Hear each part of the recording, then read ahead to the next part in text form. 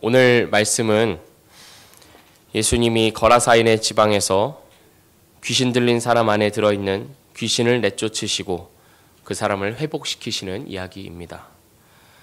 예수님께서 배에서 내려 거라사인의 땅에 발을 딛자마자 더러운 귀신 들린 한 사람이 예수님을 만나러 달려 나옵니다. 더러운 귀신 들린 사람이라는 말은 원어로 보면 더러운 영 안에 있는 사람입니다. 다시 말해서 더러운 영에 의해서, 귀신에 의해서 통제를 받는 사람이라는 말입니다. 이 사람이 살고 있는 곳은 무덤입니다. 무덤은 죽은 자들이 묻히는 곳이지만 이 귀신 들린 사람은 살아있으나 무덤에 살고 있습니다. 살아있으나 죽은 자와 같은 것입니다. 이 사람은 무덤에서나 산에서나 늘 괴성을 질러대면서 돌로 자해를 합니다. 아마도 이 귀신 들린 사람이 주변 사람들에게도 많은 피해를 주었던 것 같습니다. 그래서 사람들은 이 귀신 들린 자를 통제하기 위하여서 쇠고랑과 쇠사슬로 묶어보기도 했습니다. 하지만 아무 소용이 없었습니다. 왜냐하면 이 귀신 들린 사람은 자기에게 묶여진 쇠고랑과 쇠사슬을 다 부수어버리는 괴력을 가졌기 때문입니다. 이 귀신 들린 사람은 초능력자입니다. 아무도 그를 통제할 수 없고 제어할 수 없습니다. 하지만 동시에 이 사람은 무능력한 사람입니다. 자기 자신에 대하여서는 아무것도 할 수 없는 무능력자입니다. 한편으로는 무덤이나 산을 뛰어다니면서 괴성을 질러대도 아무도 뭐라고 할 수 없는 극한의 자유를 가진 사람이지만 그 자유를 가지고 다른 사람을 괴롭게 하며 자기 자신을 자해하며 파괴하는 데 사용할 수밖에 없는 무능력한 사람입니다. 그런데 예수님이 이 사람을 찾아오십니다. 많은 군대 귀신이 들려 다른 사람을 괴롭게 하며 자기 자신을 파괴하는 처참한 인생과 현실 가운데 예수님께서 찾아오십니다. 아무도 찾지 않고 가까이 하려 하지 않는 이 비극적인 삶에 모두가 포기하고 두 손 두 발 놓아버린 이 인생에 예수님이 오셔서 치유하시고 회복시키십니다. 바로 이것이 우리가 믿는 기독교 신앙의 핵심입니다. 이 귀신 들린 사람은 스스로 구원을 요청한 적이 없으며 나에게 이런 문제가 있으니 도와달라고 말한 적이 없습니다. 심지어 이 사람은 자기 자신이 병들어 있고 귀신 들려 있다는 것을 스스로 인식조차 하지 못합니다. 완벽하게 귀신에 의해서 통제받고 있습니다. 하지만 예수님께서 이 사람을 불쌍히 여기시고 찾아오십니다. 스스로 주님을 찾지 않은 자들을 찾으십니다. 하나님께 돌아오려고 생각조차 하지 않았던 자들을 찾아가 만나 주시는 것. 이것이 바로 우리가 믿는 이 기독교 신앙의 핵심입니다. 이사야 65장을 보면 바로 이러한 하나님의 찾아가셔서 만나 주심이 잘 기록되어 있습니다. 1절에서 3절까지의 말씀을 제가 읽어보겠습니다. 나는 나를 구하지 아니하던 자에게 물음을 받았으며 나를 찾지 아니하던 자에게 찾아냄이 되었으며 내 이름을 부르지 아니하던 나라에 내가 여기 있노라 내가 여기 있노라 하였노라. 내가 종일 손을 펴서 자기 생각을 따라 옳지 않은 길을 걸어가는 패역한 백성들을 불렀나니 곧 동산에서 제사하며 벽돌 위에서 분향하여 내 앞에서 항상 내 노를 일으키는 백성이라. 항상 하나님의 노를 일으키는 백성이지만 하나님 찾지 않는 자들이지만 하나님께서 그들을 찾으시고 그들을 부르신다는 말씀입니다. 이어지는 4절 말씀은 마치 오늘 본문을 염두에 둔 것처럼 기록되어 있습니다. 제가 다시 한번 4절 말씀을 읽어보겠습니다. 그들이 무덤 사이에 앉으며 은밀한 처소에서 밤을 지내며 돼지고기를 먹으며. 이 거라사의 광인이 보여주는 것처럼 하나님을 찾지 않은 자들, 하나님이 가증히 여기시는 것들을 스스로 행하는 자들을 하나님께서 불러 모으신다는 말씀입니다. 하나님의 백성이라 일컬어지는 자들은 하나님의 백성됨을 잊어버리고 자기 생각을 따라 옳지 않은 길을 걸어갈 뿐이었지만 하나님은 그러한 자기 백성들을 끝까지 찾아가십니다. 만약에 하나님이 자기를 찾는 자들에게만 자기를 나타내 보여주셨다면 인간에게는 아무 소망이 없었을 것입니다. 왜냐하면 인간은 그 본성부터가 하나님을 찾기 싫어하기 때문입니다. 하나님을 가까이 하기를 거부하기 때문입니다. 그러나 하나님이 먼저 찾으셨기에, 하나님이 먼저 아시고 먼저 보시고 먼저 부르셨기에 하나님의 백성은 하나님 은혜 앞에 설 수 있게 되는 것입니다.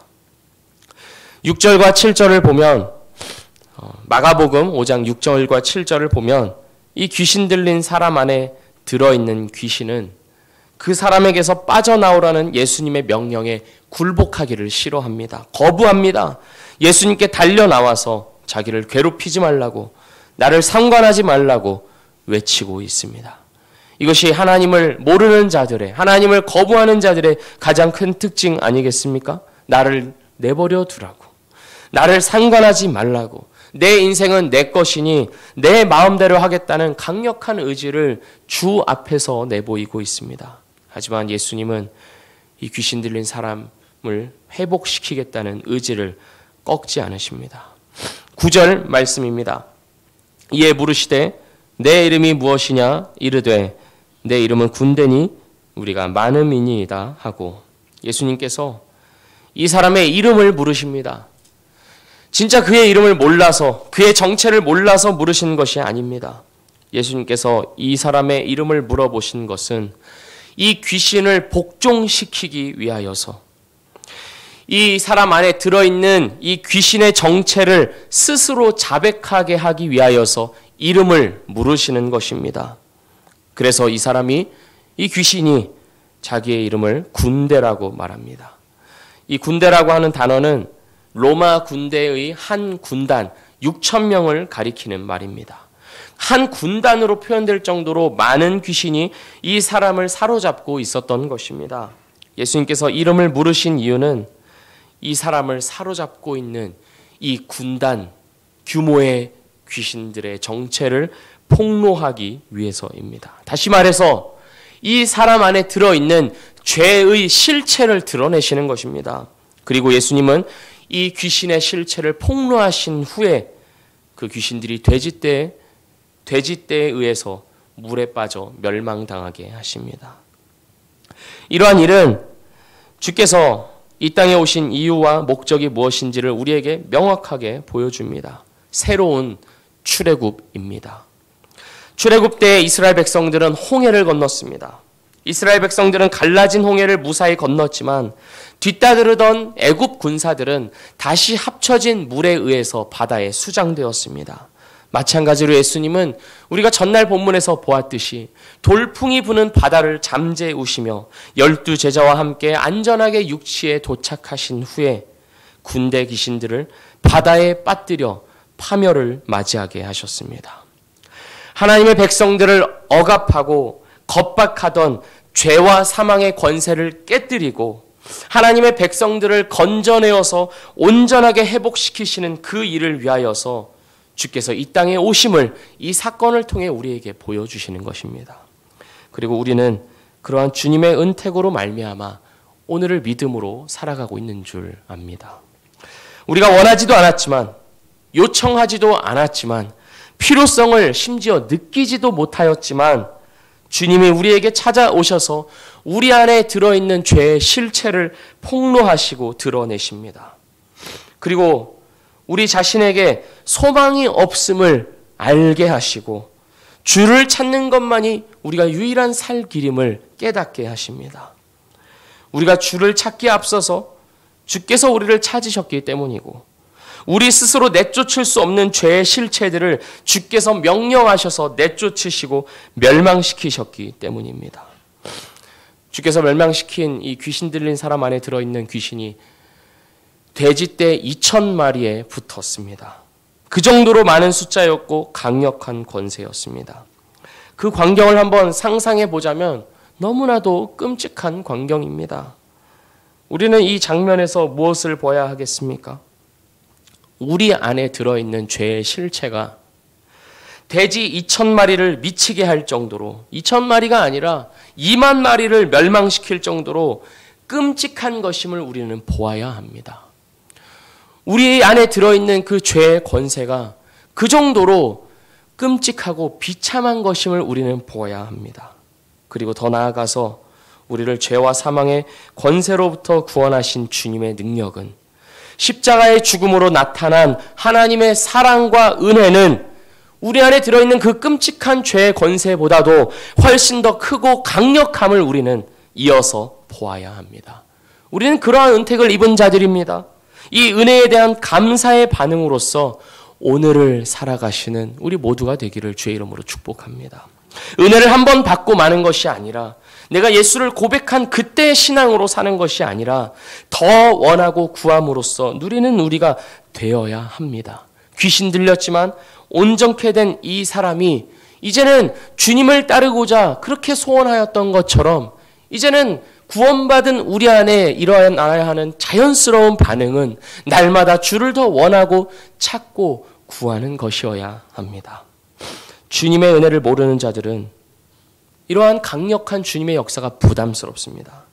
한 사람을 완전히 뒤집어 놓고 바꾸어 버리는 구원의 역사가 임하면 자신에게 피해가 갈까 봐서, 혹여나 내가 영위하고 있는 이 삶의 은택들이 조금이라도 감소될까 봐 두려워합니다. 그래서 주님이 내 삶에 많이 개입하는 것을 싫어합니다.